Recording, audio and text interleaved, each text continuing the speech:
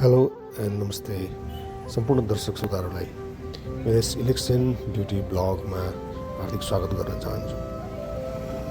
सधैँको भन्दा फरक प्रस्तुति लिएर यहाँहरू सामु आएको छु। भिडियो अन्तिमसम्म हेरेर साथ दिन। सदा झैँ यसपालि पनि चुनाव ड्युटीको अवसर जुरेको छ। सधैँ कुर्सीमा कम्प्युटर अगाडि बसेर गरिने ड्युटीभन्दा बिल्कुल फरक फिल्ड ड्युटीको लागि मध्य प्रदेशको रतौड जिल्लातर्फ प्रस्थान गर्दैछ हाम्रो टोली।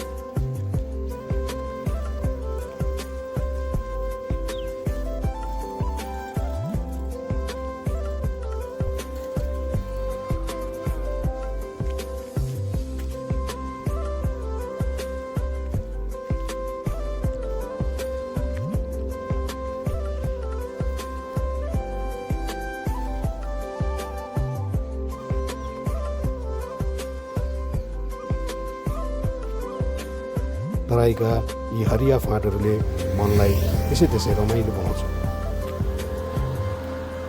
हाम्रो चौकीबाट भारतको नाका जाने यस बङ्कुल रोड रौतडको नभएर कतै सहरतिर नजिक हुने भए कति भाइरल हुन्थ्यो होला। बिहान बिहान यस्तो रमाइलो ठाउँमा मर्निङ वाक जाँदा दिनैभरि मुड फ्रेस हुने रहेछ।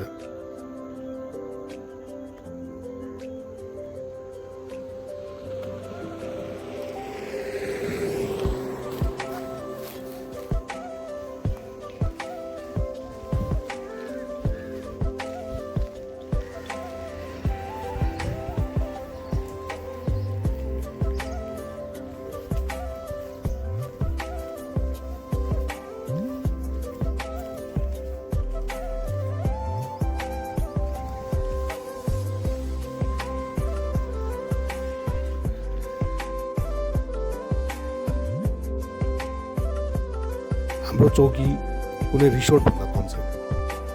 केही भौतिक पूर्वाधारको कमी बाहेक यस कार्यालय पुरै अपडेटेड छ। झन् वरिपरिको वातावरणले त सुनमा सुगन्ध थपेको भान हुन्छ।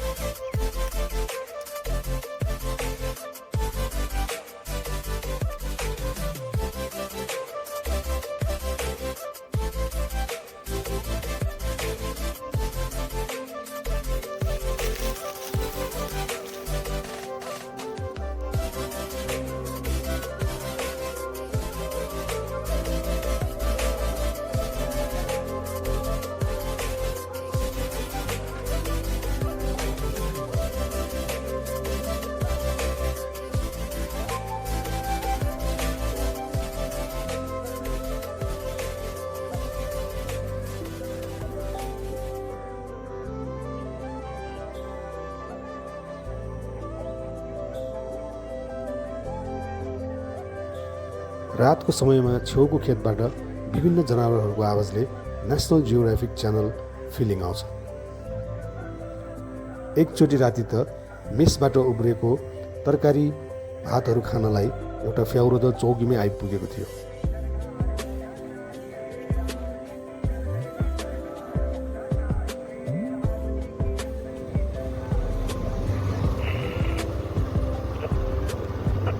आजबाट आफ्नो एरियाको पेट्रोलिङ सुरु गरी 10वटा मतदान स्थल अनि 17वटा केन्द्र र अन्दाजी 15 किलोमिटरको रेडियसमा मेरो ड्युटीको जिम्मेवारी तोकिएको छ र ती सबै केन्द्र अनि एरिया अति नै संवेदनशील छ। विशेषतः दुई धर्मावलम्बीहरूको साम्प्रदायिक सोचले गर्दा कुनै पनि बेला शान्ति सुरक्षा खलल हुन सक्ने।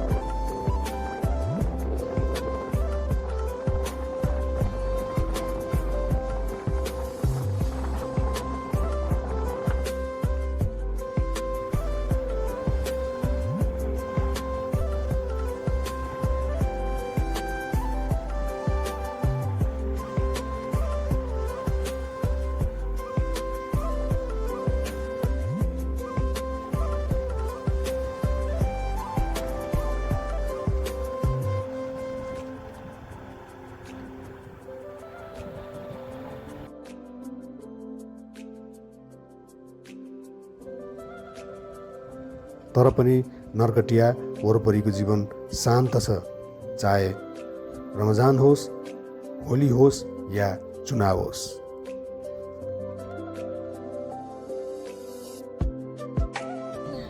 मतदानको दिन सवारी साधन प्रयोग तथा आवागमन सम्बन्धी सूचना। जिला प्रशासन कार्यालय भौतरद्वारा नीति 2082 फागुन 15 गतेको प्रकाशित सूचना अनुसार यही 2082 फागुन 21 गते हुने प्रतिनिधि सभा सदस्य आज जिल्लाबाट सवारी साधन पनि उपलब्ध भएको छ। जनचेतनामूलक सन्देश आफ्नो एरियामा प्रवाह गर्ने कार्य जारी छ। अन्य सम्पूर्ण सवारी साधनको प्रयोग तथा आवागमनमा प्रतिबन्ध गरिएको जानकारी सम्पूर्ण जनसमुदायमा आग्रह गर्दछौँ। अति आवश्यक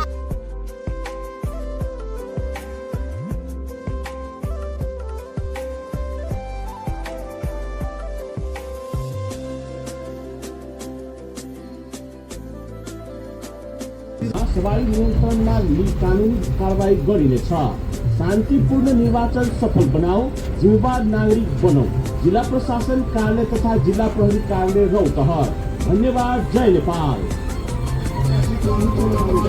यही 2082 फागुन 21 गते हुने प्रतिनिधि सभा सदस्य निर्वाचन 2082 को मतदानको दिन बिहान 4 बजेदेखि बेलुकी 6 बजेसम्म देहायका अति आवश्यक तथा अनुमति प्राप्त सवारी साधन बाहेकका अन्य सम्पूर्ण सवारी साधनको प्रयोग तथा आवागमनमा प्रतिबन्ध गरिएको जानकारी सम्पूर्ण जनसमुदायमा आग्रह गर्दछौँ।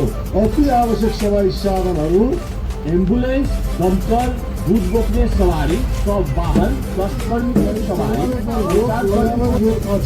अति आवश्यक गाडी सब एम्बुलेन्स, दमकल, दूध बोकेवाला गाडी, लाश ढोएवाला गाडी, डाक्टर, स्वास्थ्यकर्मी, पत्रकार और सुरक्षा निकाय के गाड़ी सब, पास न चले वाला गाड़ी सब, उम्मीदवार व उम्मीदवार के एक गो प्रतिनिधि, निर्वाचन कार्यालय के कर्मचारी, अपांग अशक्त वोट निर्वाचन सफल बनाओ, जिम्मेवार नागरिक बनो। जिला प्रशासन कार्यालय तथा जिला प्रहरी कार्यालय रौतहट। धन्यवाद। जय नेपाल।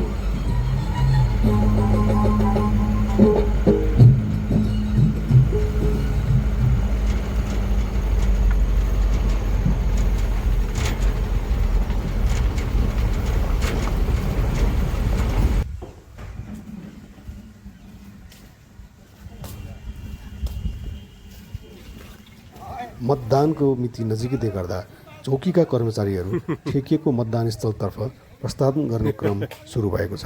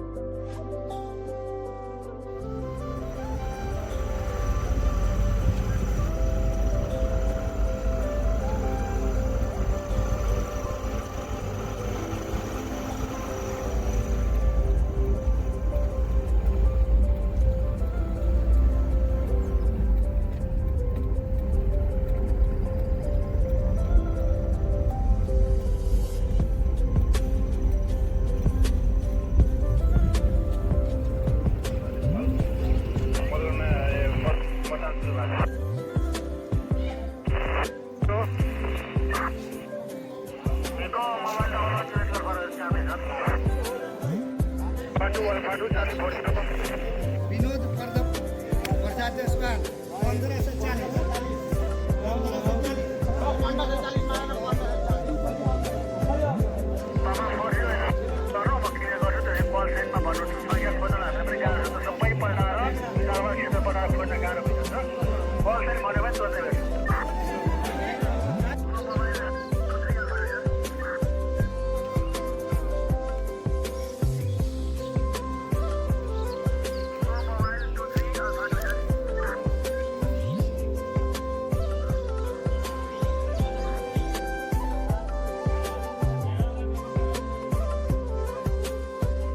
केही छिटपुट बाहेक रौतहटमा सुरक्षित मतदान सम्पन्न भएसँगै क्षेत्र नम्बर 2 को मतपट्टिका सङ्कलन र गणना स्थलमा हिडबाट सुरु भइसकेको छ।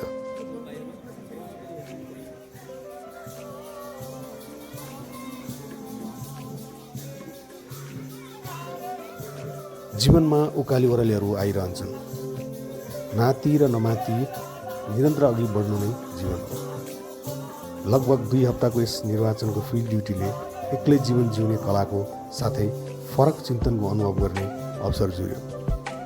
घर, परिवार, सङ्गीत, साइक्लिङदेखि बिल्कुल टाढा नयाँ दैनिकी, नयाँ ठाउँ, नयाँ सहकर्मी, नयाँ वातावरण, यस्तै अनुभवहरूलाई सँगालेर करिब 14 दिनपछि आज घर फर्किने दिन पनि आइपुगेको छ। मेरो बसाइ अवधिभरि नै मलाई सहयोग गर्ने प्रहरी चौकी नरकटियाका इन्चार्ज असै मोहम्मद हुसैन सर, वरिष्ठ हवलदार बलिराम कुर्मी, सहायक हवलदार लल्लन, राजेश, तेज, दिपेन्द्र, सन्तोष अनि जवान देवेन्द्र पण्डित र ओमनाथलाई मुरी धन्यवाद दिन चाहन्छु। र जानी नजानी केही तितो नमिठो अनुभव भए पनि बिर्सिदिनुहोला पनि आग्रह गर्दै मेरो यस इलेक्सन ड्युटी ब्लगबाट बिदा हुन्छु। धन्यवाद। जय नेपाल।